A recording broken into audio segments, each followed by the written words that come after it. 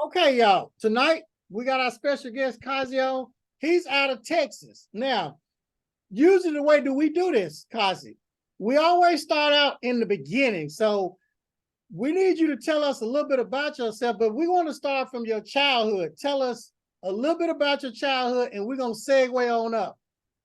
All right, cool. So for everybody out here that's tuning in, my name is Kazi. I'm a barber out in Houston, Texas. I'm 20. I just turned 27 last month. I've been cutting hair for about like 10 or 11 years now. Started cutting hair around like 16. Grew up in an area called A-Leaf. Not like the best area out here in Houston. Shout out to my mom and dad though. They moved us out to a better area called Sugarland when I was in elementary school. Grew up over there and picked up clippers, I would say around 15, 16 years old. Just started cutting some friends and family and really fell in love with the craft. I remember I used to get like lunch money from my mom, $5 a week, and I would save that up and I would literally not eat school lunch just to get a haircut. And I would spend all my lunch money on getting haircuts. Eventually, I was starving, so I had to buy my own pair of clippers and start cutting my own hair. And that's kind of how my journey began. And like I said, ever since I fell in love with cutting hair, it was just something that really called to me and really made me feel fulfilled. Not only just cutting my own hair, but cutting other people's hair, and the way that they felt after I gave them a haircut, the confidence boost that they got, the smile that I put on their face, just from the haircut, and then alongside having those meaningful conversations with people. A lot of the times, people don't really like to open up, especially as men. We feel some type of way where we don't want to open up to certain people and stuff like that. But when you come and you sit in your barber's chair, everything just lets loose. Like you can just kind of, just you feel free and open to kind of just communicate with your barber. And I really took initiative and, kind of even poked sometimes at certain clients where I could feel like that they might be going through something. I would ask them how the day was, or, personal life questions if I had that relationship with them. And, it's almost like a therapy session for a lot of people. And, that was just another plus for my career that I really enjoyed. Later on, I ended up going to the University of Houston because my family's background, they were really adamant on me getting an education, even though I wanted to pursue a career in barbering. However, I didn't want to let my family down. They had done so much for me, moving us out here, and everything that they preached was education. I had three older sisters that all graduated from the university, got corporate jobs. So my dad even worked corporate for a big oil and gas company. So my whole life, it was like focus on corporate, get a 9 to 5. You have something to fall back on, their 401k, health insurance, all those things that they preach to you, like basically not being your own boss, just working under somebody and being okay with, $60,000, $70,000 salary. I was already making that, all praise be to God. I was already making that kind of money while in college, cutting hair in my mom's garage. And, that's kind of when I felt like, I didn't really want to go down the corporate route. I felt that I had more to offer to the world. And, God gave me a gift that I could give to other people. And that's kind of when I started looking into owning a school and rather than just owning a shop. And I remember this was around COVID time when I had came across one of Chan's videos, about opening schools and stuff like that. And we had a brief conversation about the school and opening the school. And at the time, I just had a lot on my plate. I never really took initiative. And come back full circle. We talked again in 2023, and here we are today. And now I'm a school owner, and I couldn't be more happy. And we're just getting started, and it's not super easy, as it may seem. There's definitely a lot that goes into it, but if you keep your head on straight and you have goals that you want to meet, then and if you're okay with handling the business aspect of things, and understanding that you're gonna have to put in overtime sometimes. Some days you might have to stay a little bit later. Some weeks you're gonna have to put in 60, 70 hours, but that's what you sign up for. And then you know, once you get into how you want to structure your business, you might be able to take a week or 2 weeks off, right? So that's the luxury that comes with the business, and I'm looking forward to diving in. Now, Kazi, were you skeptical at first? Of course, you know, with anything new, you're always going to have skepticism, and I definitely had that. But I knew that I had a great mentor in you, and you had a great mentor. So I knew that there was nothing to be worried about there. So, what made you decide to go ahead? Honestly, it was I had been in a studio, my own studio, cutting for the last 3 years, and I was doing pretty well for myself. But it got to the point where I wanted to give back more to my community and impact other people's lives. Social media really took off with barbering. You know, when I first started cutting hair, it wasn't that popular. Now everybody wants to become a barber. So I figured, you know, what better time now than to open a school and to give back not only to the student barbers in terms of getting them licensed, but sharing the knowledge that I've had and the experiences that I've had over the last 10 years of cutting hair, and just putting together an environment where, you know, we can all learn from each other, we can all grow, we can create nice content, and just be dope barbers. And that's what we're aspiring to do here at Exclusive. So, when you joined the program, I mean, what did you do? What did you fill When I out joined the paperwork or whatever? When I first joined the program, you told me that there were certain there's different programs like the bronze and then the gold and all those things. So I went with the basic package, which was somewhere in my price range at the time and my budget that I knew I could afford. So I went with that one, and you laid out everything that we needed to open the school. And the biggest help, even aside from the course that I signed up for, the biggest help that I would say was having you on that direct line. That anytime I literally called, you picked up. Even after 2 years, I remember I called you in COVID. I hadn't talked to you for 2 years or almost 3 years. I called you earlier this year in 2023, and you were like, "What's up, Kazi?" I'm like, "Holy shit, he has my number memorized still." Like, I'm like, you know, that's a good guy. Like, how do you still have my number? Like, you know. So that was a big green flag for me. That showcased that you're not out here scamming people. You're not, you know what I mean? You're an honest guy. You're an honest businessman, and you're really helping people transform their lives. And you have so many accolades, and you have so many people under you that have gone on to open schools and be successful. That you know, I'm just hoping that I could be another success story to that. So, can you tell the people like what you did? Did you drive around and find a building? Then walk them through that, because we have Okay. people here who are just at the beginning stage. Some of them scratching their heads. Some of them think it's a scam. Some of them scared. So just take us through that journey. Sure thing. Obviously, you have to do your due diligence. You know, Chan's not going to give you everything. He's going to give you the basics that you need to open your school. You still have to drive around and find a location. I did that for, I would say, about a month. I was looking on LoopNet a lot. And then once I would call places and, you know, find out the rent, find out the square footage, you know, see if they had the certain requirements. I'm in Texas, so I went to TDLR's website and looked at the certain requirements that I needed. You know, you need a separate room like we're in right now for the classroom area. So it's better to have that already in the facility when you're looking to get the lease, so you don't have to create any extra walls and, you know, put more headache on yourself, more cost. So that was one of the things I was looking for. Also, like, you know, a restroom and a pretty big space. I didn't want to open too big of a school and, you know, bite off more than I could chew.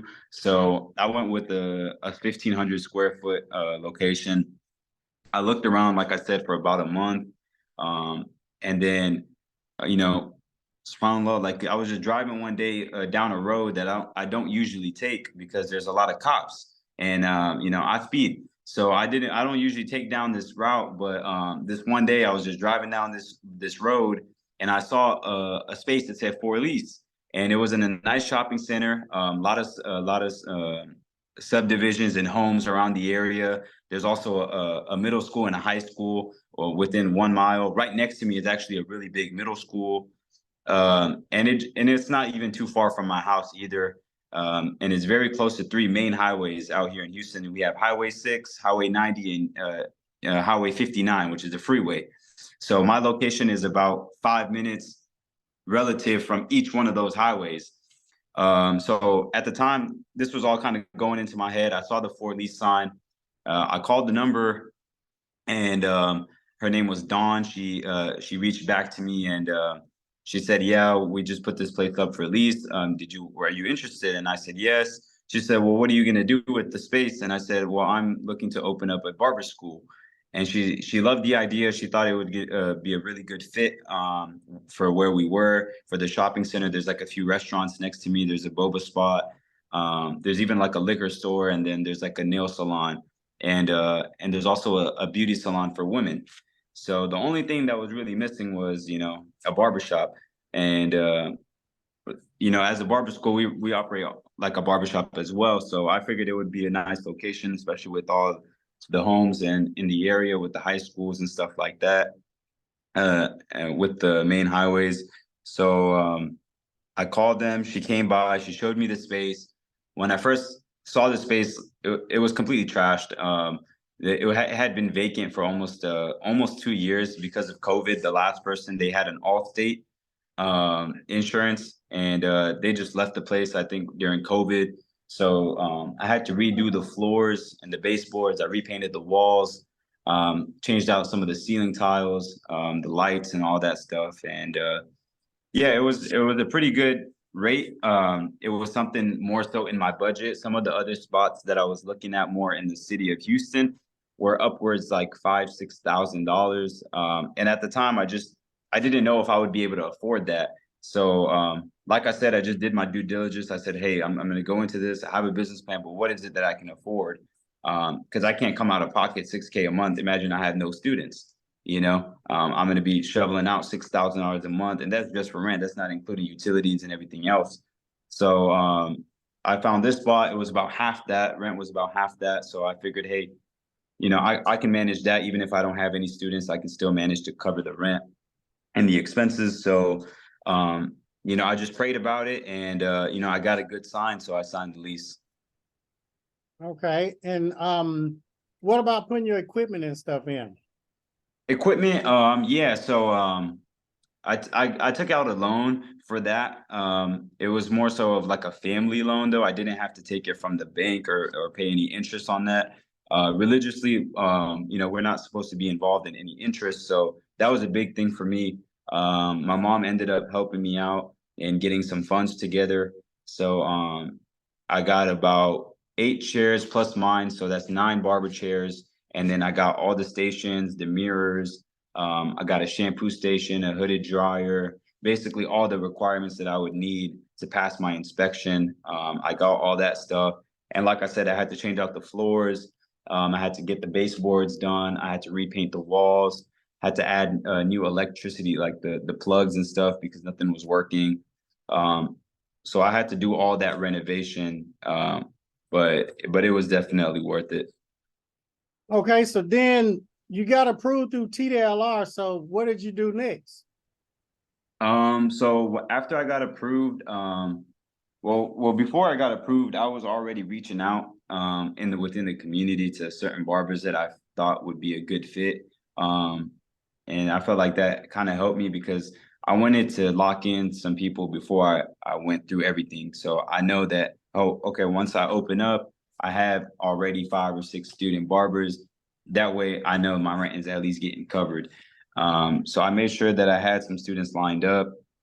And once we got approved, I enrolled all the students. And yeah, we've been open for about a month now. And I'm actually just going over the attendance right here for the students.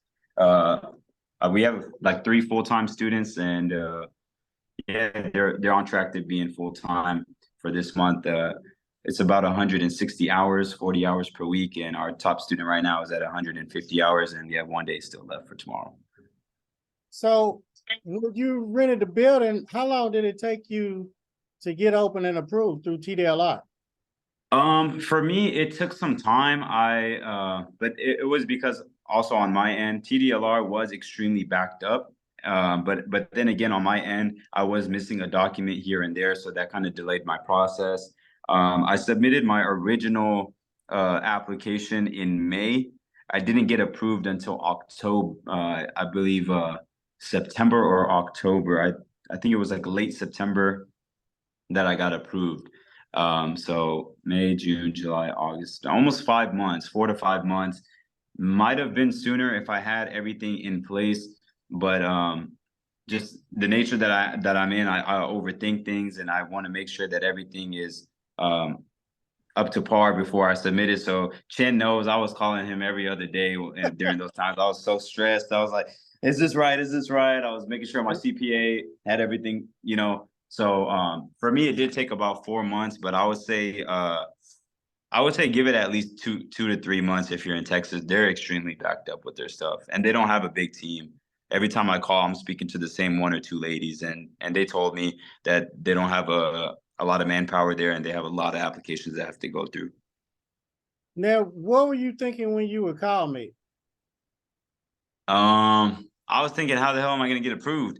Because I was just just stressing on my end. But now looking back at it, like there was literally nothing to stress about because TDLR, like they try to act as if everything is so complicated, but it's really not. If you have everything that Chen is providing you, if you have all that stuff there, if you have a proper CPA, and if you have the proper equipment and everything like that, then it should be it should be a breeze to get approved. I was just overthinking and just stressing myself out, basically. So how does it feel, I guess, to be a school owner? Well, it feels good. It feels really nice that I actually went through with it, and I'm excited to say the least. My first month, it's been a little difficult because you always think that things are going to be one way, and then when you're dealing with, especially like students, they're not as they're a little bit younger. All my students are around like 18, 19 years old, so they have a whole different mindset. So just dealing with different personalities, I think, is like the toughest part of the job. And trying to get everybody on the same page. But I'm excited. It's kind of what I signed up for, and I love working with these guys and working with the students and just seeing them grow. We have one student when he first joined. He was taking almost like 2.5 hours to cut a hair, to cut a head, and he had some experience cutting before, so I let him cut some of the guys. But now he's getting haircuts done in an hour, so already making progress. That's good. Now, when you started on the journey to open school, you was 26, right? Yes. And now you're 27. Yes, I just turned 27 in October.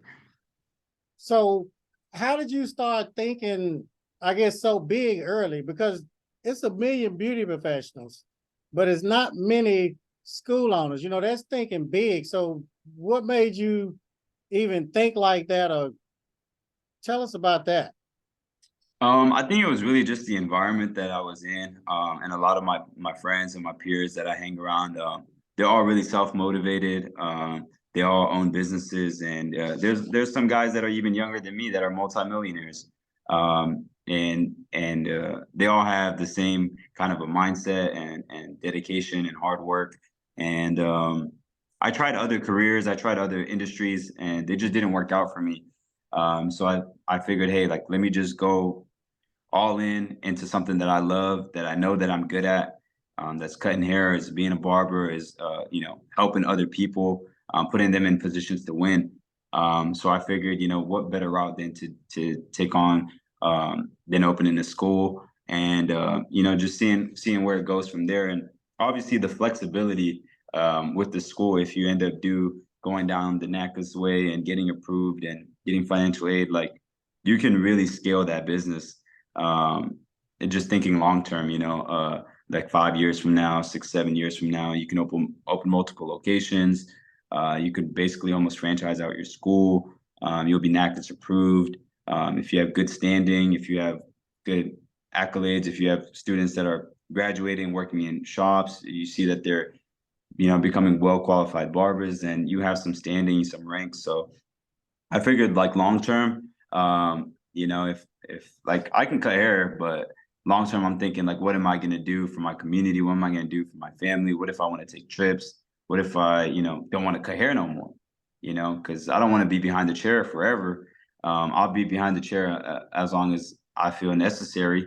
But eventually at one point, I want to get to a point where it's like, yeah, I'll cut my friends, I'll cut some high paying clientele, but at that point, it's just like, I want my money to work for me, rather than me having to work consistently to make and to earn. Now, where are your parents from? They're from India originally, and Yemen. Okay. What other businesses have you tried? I got into the food industry, so I opened up a food truck sometime in 2021, end of 2021. I ran that all the way till 2023. And it was an idea that I had for a concept that I saw out in California. I took a trip out to California, tried out like 8 different restaurants, came back to Houston. There was nothing like it. So I said, let me try it out. I had some friends that were already in the food truck business, and they were, not to pocket watch or anything like that, but they were doing really well for themselves, and they're millionaires. So I figured, hey, like, if they can do it, let me try it. I can probably do it too. And that's kind of when I figured out that everything that glitters isn't gold. And something that might work for somebody else won't work for you. And I tried it. God knows I tried. I tried my hardest in that. I put in so much time, so much work, so much effort, lost so many clients on the back end of just cutting hair, because I had to take time away from cutting hair to attend to the truck, to manage that, to get things ready. And all in all, I took a loss on that business. I took a loss on the truck. But I see them as lessons learned. I'm not really going to say that there were losses, because money comes, money goes. But the thing that you can't get back is time. So for that time that went away, I just take it as a lesson learned. And, I definitely learned a lot from those experiences. Wouldn't change anything. And it kind of just shifted me back to, I felt like I had to go through that to get to here. It kind of shifted my mindset of like, okay, you tried that at least, because I never wanted to be in my head like, oh, I didn't try it, and the what if feeling. So I got it out of my system. At least I tried it, and now I can focus fully and wholeheartedly on what God has wanted me to do this whole time, which was open the school. Because I even had this conversation with you, Shan, like a couple years ago, but I was kind of young, I was naive, and I didn't really know how to pull the trigger. But going through all those experiences of taking, certain losses, learning different business tactics, meeting with different people, networking, learning somewhat of business in and out. I think that kind of put me in the position that I was in 2023 to say, okay, now I can finally go and open that school that I always wanted to open. Now, what would you tell somebody that's thinking about opening a school? Just say they working in a shop or a salon suite or just at home, but they thinking about opening a school. What would you tell them? I would say do your due diligence and really see if you're ready to take on that workload, because some people are okay with just being self-employed. It's different being self-employed and being a business owner. They're two completely different things, but a lot of people sometimes think it's the same thing. When you're self-employed, you're not going to have as much responsibility and headache that comes with owning a business full time. Like there's so much more that goes into it. So I would say definitely do your due diligence. If you have family, speak over it with your family and see if they're willing to make those certain sacrifices, because you're gonna have to make sacrifices as well when it comes to opening a school, running the school, and all those things. So like I said, do your due diligence, but if you know that that's what you want to do, if you want to impact the community, if you want to help young students, barbers, cosmetologists, whatever it may be, if you feel that you have that energy and that persona to uplift others, to help people, to put people in positions to win, and then later on, have like generational wealth, have a scalable business, have a business that will keep going and generating revenue, because as soon as one batch of students leaves, you should be prepping that you should already have a wait list almost, you know, that you have other students coming in. So every semester you have students coming in so you can stay afloat. And once you get NACA's approved, you know, if you go down that route, then you're kind of setting yourself up for success. And yeah, I would say just do your due diligence and make sure that it's something that you want to do and it's something that you're ready to take on. Now, who taught you how to cut hair? Because you've been cutting hair for a long time, and you're not even that old. I would say YouTube University. You know, guys like 360 Jeezy, when I first started cutting hair, he wasn't that big. He had maybe a few thousand subscribers. If you go look at his YouTube channel now, he has over 3 million. So 360 Jeezy played a big role for me. There's another fellow named Chris Bosio. He owns a brand, Tomb 45. It's extremely big in the barber industry. He's gone on to do many things. He has his own accounting firm. He has all this product line. He's opened up more than 10 barbershops before the age of 30. So he's really well known in the barber industry. He helped me a lot as well, just watching his videos. And there's a few other guys, Get Beamed on YouTube, Faded Culture, Sergio, he's out in San Antonio. He's doing a great job. And then also a lot of UK barbers inspired me, because I cut a lot of straight hair clients, you know, and a lot of shear work. You know, it wasn't for me, I did cut African American hair as well, but not as much as I was cutting like brown people and Arab people, Hispanic, white people like that. So they all came in with wanting to cut the top with scissors. A lot of barbershops and barbers didn't really know how to do that. So that's kind of where I found my edge. I studied more so like scissoring and how to section out hair, how to deal with different hair textures, how to point cut, how to you know, thin out hair, how to do different shapes and styles on different haircuts and stuff like that. So a lot of UK barber inspiration came into play for me as well. Now, what did your parents say when you told them you were going to do barbering? Because I know most parents think of education. Like my parents, dad had a doctorate, mom had a master's degree. So when I told them I was going to barber school, they said no, and they were against that because you have to go to college in our house. If you don't, you get put out. So how are your parents? Sure thing. I would say they were supportive, but they were also on the fence of me doing barbering full time. Like my mom, bless her heart, she's a sweet lady. She always let me, you know, kind of do what I wanted to do. I told her, hey, like I'm cutting hair. And she just thought it was like for fun. Like I was in high school, I brought a few guys on the basketball team. I'm just cutting them in the backyard. She's like, okay, whatever, right? Then it got to a point where it's like, I'm like, hey mom, I'm about to set it up in the garage. And she's like, you're gonna do what? Like, you know, I'm like, I'm getting like, I came home with a barber chair one day. She's like, what are you doing? I'm like, mom, like a lot of people want haircuts. Like I gotta get, you know, I gotta get the setup. And she was just like, okay. And then my dad was more so like, you're gonna cut hair? Like, you want to be a barber? Like, are you sure you want to do that? Like, that's not really a good profession. Like, what are people gonna say?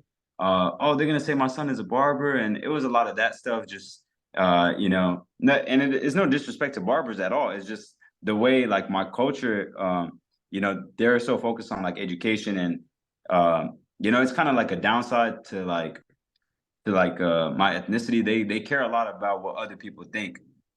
But me growing up in America, I could care less, you know, as long as I'm making money, my family's taken care of, and I enjoy what I do. Like, I don't care what you think about me or what I do for a profession. Like, I know I'm not doing nothing wrong. I'm not selling drugs. I'm not hurting nobody.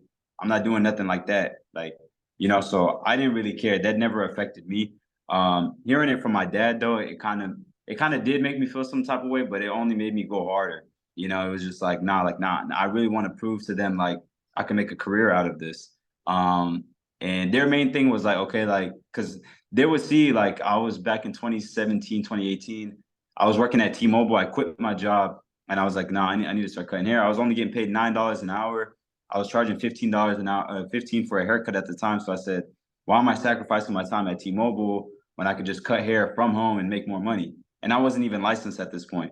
So I was just like trying to hustle and stack my bread. It got to the point where like my mom would walk outside or my dad would walk outside and there's like 7, 8 guys just sitting in the garage.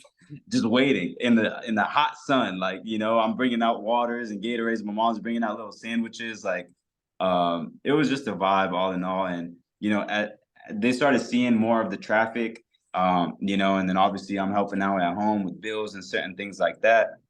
And they're like, oh, like, well, he wasn't paying bills before, you know? So I think that also kind of triggered them to, you know, allowing me to kind of just do what I wanted to do. And they also saw that I was like staying home more, you know, I was being more personable with my family. I was being more open. I just felt more like myself, because it was something that I actually enjoyed doing. Where they really lost it was when I told them that I'm dropping out of college. Because I was still going to college at this time. I'm going to University of Houston.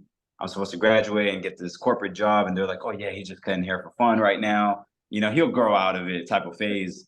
And then it got to the point where like I was cutting so many heads, like 50, 60 heads a week, to where I couldn't even focus on school. I'm like, yo, I just need to cut hair. Like I need to make money. Like I'm making more than these corporate fools and I haven't even graduated yet.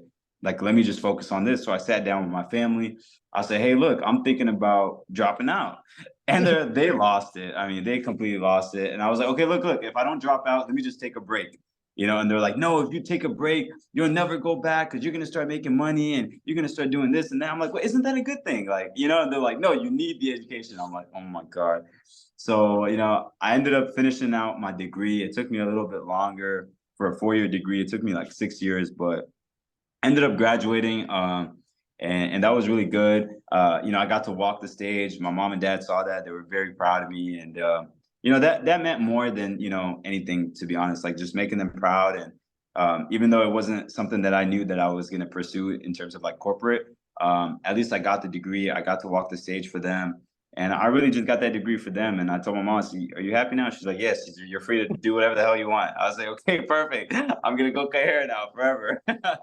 So they were proud of me, and I was proud of myself to making them proud of that. And yeah, and then after that, it was really just I just focused completely in on cutting hair, and then I got into that whole food industry stuff that didn't work out. Fast forward 2023, now we're here, and I'm a school owner with 7 students. For you to start this school, it took me months before I had one student. It was a long time. So you got out the gate really fast. Yeah, I'm hoping it stays that way, you know, because it could start off fast and it can burn out just as fast. So just trying to keep my head above waters and stay ahead of the game. Like I said, even though I have students now, I'm already prepping for when these guys graduate. I want to have a list of another 6, 7 students that are ready to join ASAP because I don't want to come out of pocket like at all. And you know, I think as a business owner, you always have to be fast forward and thinking ahead. So maybe I'll figure out some more techniques later on, but for right now, I'm just trying to reach out to at least my local community. You know, the guys that I know, people that I can be on a more personable level with. Even today, I cut in a walk-in. He just walked in, you know, and luckily I got off today around like 6 p.m. He walked in. I took in the walk-in, and he's a freshman in high school. He's only 14, about to be 15. And he told me, he said, hey, I want to start cutting hair. I said, oh, great, you're in a barber school. When you turn 16, call me. You know what I mean? So, and I gave him a little brochure packet that I have, basically the school catalogs telling us who we are, what we stand for, what's our mission here, what he can expect from the school and all those things. I gave him the paperwork. And I told him, I said, even on a weekend, on a Saturday or something, just come by and you can shadow one of us. You know, and just see if it's something that you know, you like, if you like the vibes, you know, the industry. And if you might even be able to pick up a few skills here and there, go back, and you're in high school now. This is your perfect time to reach out to all those people and build your clientele. I wish I was cutting more in high school because you can really build a solid foundation in high school and build a solid clientele. By the time you graduate, I mean, you could be a 6-figure barber, no problem, especially in 2023, no problem. How do you think that barbering became so popular? Because like when I grew up, you had like Floyd the Barber, Andy Griffith. Barbering was not a cool or popular thing. It was like an old man behind a chair. Yeah. But how did it get so cool and popular to even be a barber? It's almost like a celebrity It's or a athlete? trend almost, right? Yeah, I would definitely say social media played a big role and a big part. Guys like Vic Blends, almost everybody knows him now. When I started following Vic Blends, he wasn't really that popular. He was just a small town guy cutting hair out of North Carolina in his mom's garage, charging $30, $40. I think he went up to like maybe 50. And he was getting a lot of buzz in his city because he was making a lot of good content on social media that people weren't used to. He was like one of those barbers that first started coming out with really good content on Instagram. He ended up moving to Atlanta. Once he moved to Atlanta, I think he raised his prices to almost like 80 or 100. Started cutting. I mean, Atlanta is known for a lot of rappers and people in the music industry. So I think he got his hands on cutting a few of the celebrities and rappers and stuff like that. Once he did that and he just kept making good content, he started making some more informational content, like how to get the edge up right, how to do a C cup, where to fade, how to fade, stuff like that. And the algorithm picked him up because he was one of the first people doing it. That blew him up, and I think after him, a lot of other barbers started taking his lead. And he kind of had almost like a blueprint set out. And after that, you see a lot of barbers popping up, especially in California, where everything is just extremely expensive. So in California, it's completely normal to pay $100 for a haircut. Completely normal. If you're paying $200 for a haircut in California, it's like, okay, you went to a good barber. If you're paying 100, then you might still walk out with the botched haircut. That's just the norm out there. So I noticed that a lot of barbers in California started popping up. They focused heavily on content creating. Once they leveraged that content creating, it got in front of everybody on TikTok, Instagram, stuff like that. It got them to be so booked up to where they can raise their prices so high.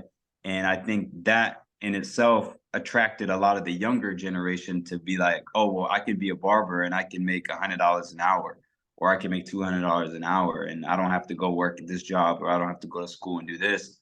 I can just cut hair and look at all the luxuries that come with it. You might get flown out, or you might start cutting NBA young boys here, or this rapper or that athlete, and you might go here and go there, and you can create content, and you can work on your own time. You'll be on your own schedule, and it's a cash business, and there's all these incentives that come with it. But I would say definitely social media played a big role in really heightening the barber industry and just making it what it is now. Just creating. I think the content creating is what really pushed the barber industry to where it is right now. Okay, and how much is your tuition? I would say my tuition is more on the lower end. We're doing 5,000. So I checked around the area. Most schools are charging anywhere from like 65 to like 10, 12, 15. If they're NACA's approved financial aid, they're off, 18,000, 20,000. So right now, I'm not offering any financial aid because I just opened. So I wanted to do something more affordable, and as well as just kind of getting my name out there. And once we have some like some credit behind our name, we have some students graduated, then I might look into upping the tuition. But for right now, I'm keeping it at a flat rate of 5,000.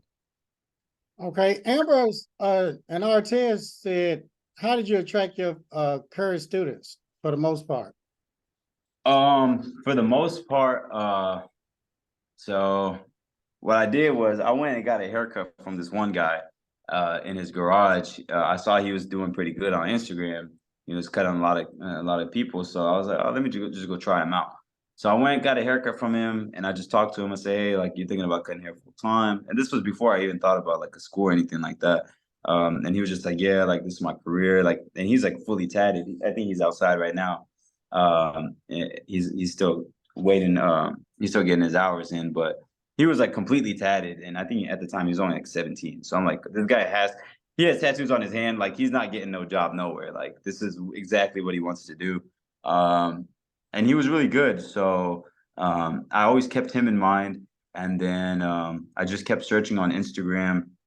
I would type in like Houston Barber or like student barber, and different hashtags, and just go around you know, on Instagram and literally look in their bio if it said licensed professional or not, you know, or I would go and check I would even message some of them and be like, hey, what's up, bro? Like, are you already licensed? And they'll be like, yes or no. If they say no, boom, I'd be like, hey, bro, awesome. Like, are you thinking about doing barbering full time or part time? Is it just a side gig? You know, do you want to make this a career? Blah, blah, blah, blah. You know, ask them like that. Once they say, oh, yeah, it's what I want to do forever, I'll be like, okay, cool. Like, I'm opening up a school. Would you love to join? Like, we're going to have the cheapest tuition in Houston. We're going to offer X, Y, and Z. You know, I've been cutting hair for so long, blah, blah, blah, blah. Here's my portfolio. You can check it out. And once they're intrigued enough, I would be like, hey, come out, let's have a one-on-one interview. You know what I mean? And I would sit down with them and in my office, and you know, we would just talk. I wouldn't ask them nothing about the school. I just talk to them like as a human, you know, just human to human. Like, yo, let's just talk, just pick their brain, see where their head at, what they want to do, where they see themselves in 3 years, 5 years. You know, what's their current situation? You know, how many heads are they cutting right now? Where do they want to get to? You know, what kind of responsibilities do they have? Do they have kids, mom, dad? Like, do they have to pay for bills at home? All these things. So I just try to, like, you know, basically just have a quick interview process with them. Sometimes we sit there and talk for an hour, 2 hours, some of these guys. And I would just try to be as personable as I could be and try to relate to them without like being forced. Like, you know, I'm not trying to force it. If I can relate, I can relate. If I can't relate to you. You know what I mean? But being in the barber industry, like, and other barbers, you're gonna relate to them on some level, right? So wherever I would relate, I would just try to, you know, piggyback off of that and just try to build a relationship from day one, from that first interview. Try to build a relationship with them and just show them that, like, you know, we're in this together. Like, it's a teamwork thing. You know, like, if you're not doing well, I'm not doing well. You know, if I'm not doing well, you're definitely not doing well. You know, so it's not like you know, oh, I'm being successful and you can't be. Like, no, we're in this together. Like, I'm gonna help you get to where you want to get to and then surpass that, you know. And then once you graduate, you know, I'm gonna try my best to help you in the direction of where you want to go. Do you want to have your own suite? You know, do you want to work in a well-known barbershop? You know, do you want to own your own barbershop? Here are the different routes that you can take. And just try to pitch it to them as real as I could. And that was the best way that worked for me. Like I said, I have a pretty small school. I only have a space right now for 8 students. So my goal was to just get 8 students by the end of the year. Like, I need to have 8 students. I just want to have it filled. So right now we have about 6 students, and we have one guy, he's signing up as well. He just moved from Canada. I think he moved from Canada. He just found me on Instagram, followed me, and then I reached out to him. I said, "Hey, what's up, bro?" Like, yada yada yada. He said, "Yeah, man, I just moved out here. My family just moved out here. I'm cutting hair." I was like, "Have you cut anybody in Houston yet? Like, did you find a spot?" He was like, "Nah."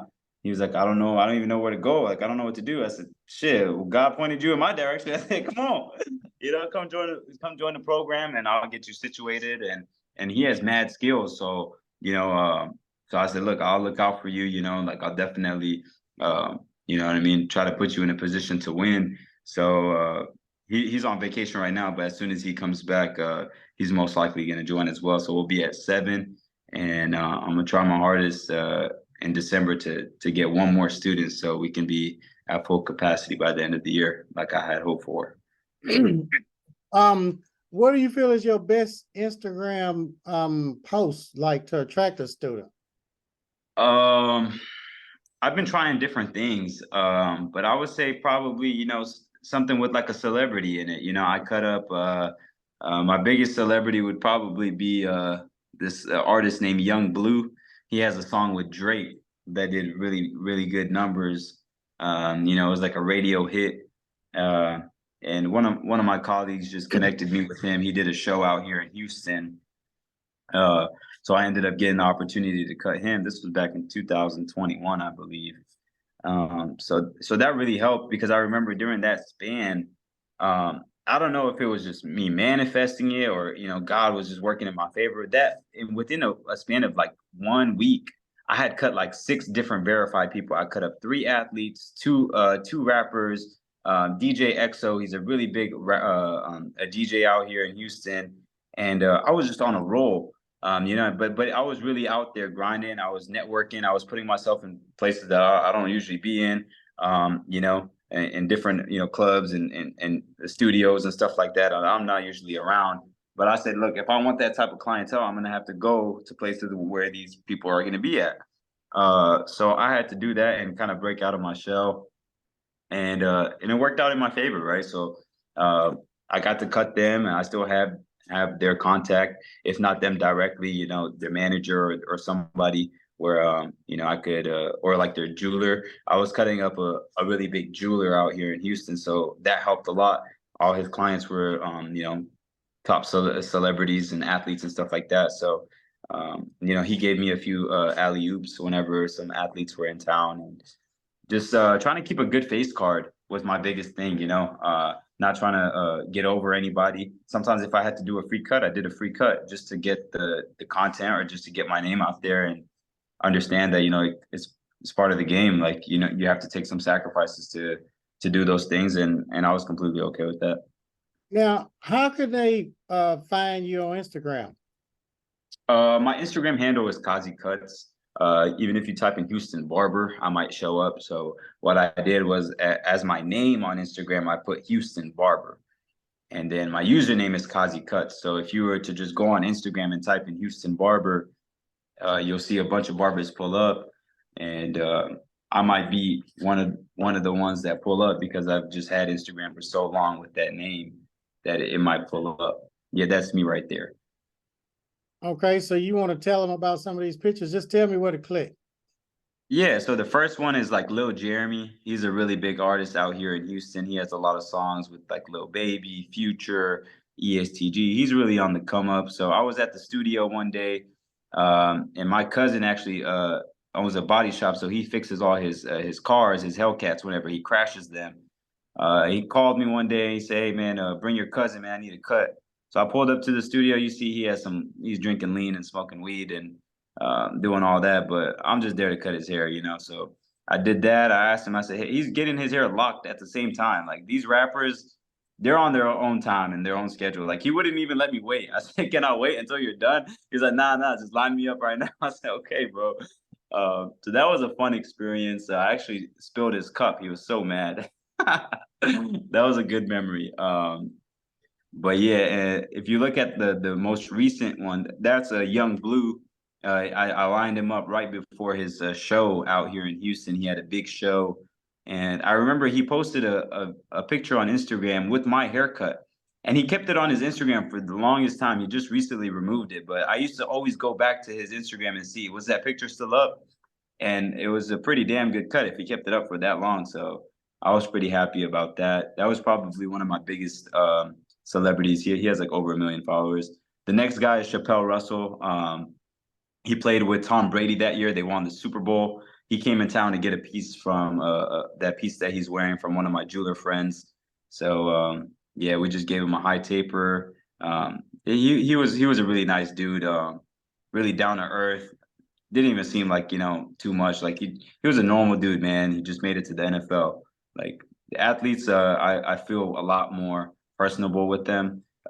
They're more like down to earth for sure. Some of these other videos right here are just some of my showcases. Um, that one I just posted today is just kind of like a To me, for quick, you to like, get a good haircut. I asked them a question. You guys could hear it. Good haircut makes me feel confident, you know, makes me want to go stay alive, stay awake, you know, gets me productive through my day, you know. But where's a bad haircut, you know, makes my anxiety peak. So looking spiffy, I can go all out, be myself, you know, because that confidence brings out you know. Yeah. So that's just something different that I've been doing. I've just been having more of a more personal relationship with my clients, just asking them the question, put them on the spot, and just get a candid reaction out of them.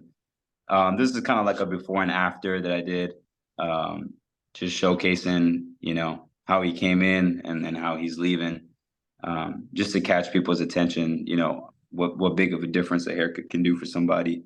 Like, I mean, look at the guy; he looks rough, right?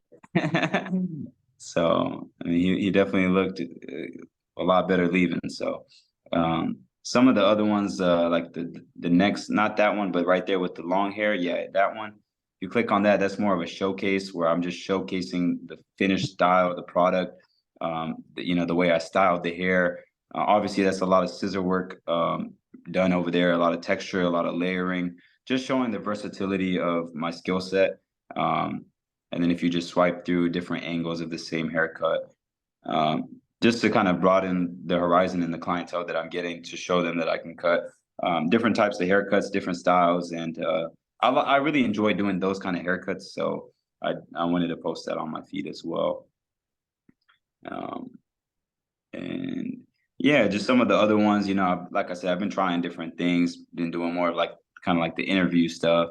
Sometimes it's not even really about the haircut. I'm just asking them random questions like, what's something that, go ahead, you can play that one, see. It was coming to mind. Everybody has like ups and downs and demons that they're fighting. What would you say is like the one thing that keeps you going? Really, it's my faith in Allah, subhanahu wa ta'ala. If I'm being honest, I can't really give you a better answer than that. Keep my faith strong. Just keep going every day. He's watching over me. Blessed. Appreciate it. Now, I know they want to know, what app are you using on this for the words? I'm using CapCut. It's a free app. You just go on there and you can click auto captions, so it'll basically generate the captions for you. My videos aren't the best. I'm still working on it. But in there you can go press auto caption, and then you can edit the caption if they misspell or get any of the words wrong. And you can pick different fonts, and you can pick different ways that it's going to pop up on there. And it's a great app. It's completely free. It's really easy to use. CapCut, I highly recommend that. How'd you get his hair to do that? I use Chris Bosio's product, actually, Tomb 45. And just focusing a lot on the scissor work, trying to keep as much weight as possible, because from this haircut, he looks like he has really thick hair, but his hair is actually extremely thin. And he's almost balding in the crown area. So what I tried to do is keep as much weight as possible around the outer edges, so that when we style it up, it kind of gives more of the emphasis on the side and not so much focus on the crown, and just kind of layer it to where it kind of covers that up.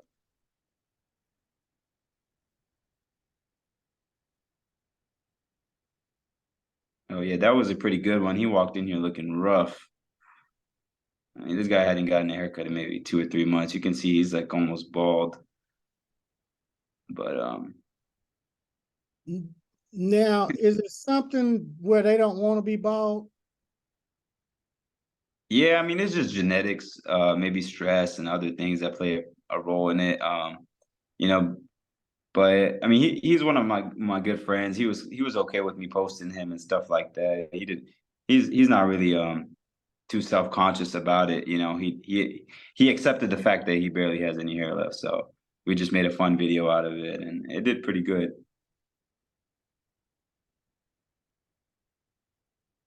Yeah, you got some very nice haircuts. Thank you.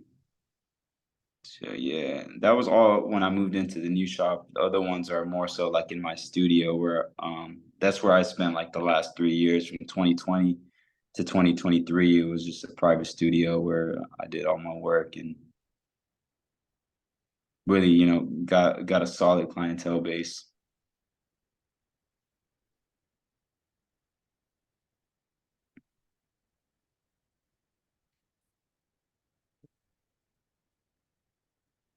Hmm.